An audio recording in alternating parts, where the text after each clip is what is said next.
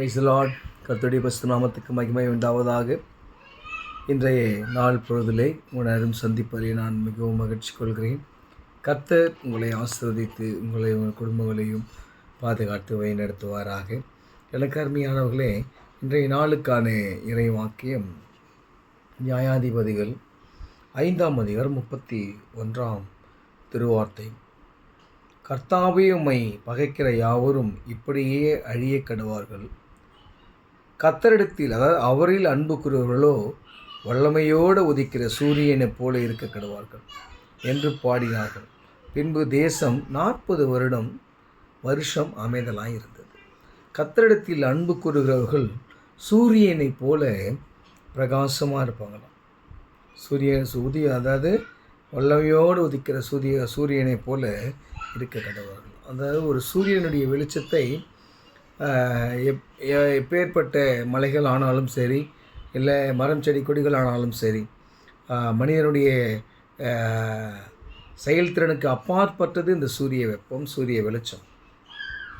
வல்லமையோடு உதிக்கிற சூரியன்னா கொஞ்சம் யோசித்து பாருங்கள்.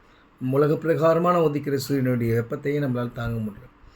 கர்த்தருடைய வல்லமையோடு உதிக்கிற சூரியனை போல நாம் அவரிடத்தில் அன்பு கூர்ந்து நாம் இருப்போம் என்று சொன்னால், அவர் சொல்கிற கற்பனைகளை நாம் கைக்கொண்டு அவரில் ஒருவர் அன்பு கூர்ந்து ஆண்டவரின் சித்தத்துக்கு ஏற்றாற் போல் நம்முடைய வாழ்க்கையை நடத்தி செல்ல நாம் பிரயாசப்பட்டிருப்போம் என்று சொன்னால், நாம் வல்லமையோடு உதிக்கிற சூரியனைப் போல இருப்போம்.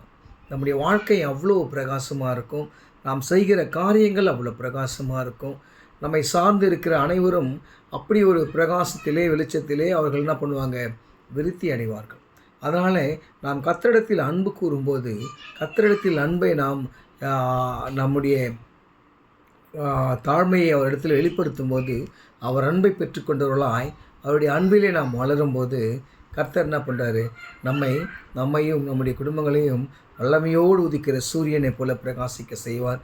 அது மட்டும் இல்லை, 1 2 இல்லை, அதற்கு அற்புதம் 40 ஆண்டுகள் தேசம் அமைதலாக இருந்ததான். எப்போன்னு சொன்னால், கர்த்தரிடத்தில் அன்பு கூறும்போது அந்த வல்லமையோடு சூரியனுக்கான அந்த பிரகாசத்தினாலே நம்முடைய வாழ்க்கையும் சரி, நம்முடைய வீடும் சரி, நம்முடைய தேசமும் சரி, இல்லை நம்முடைய மாநிலமும் சரி, நம்முடைய மாவட்டமும் சரி அமைதலாக இருக்கும்.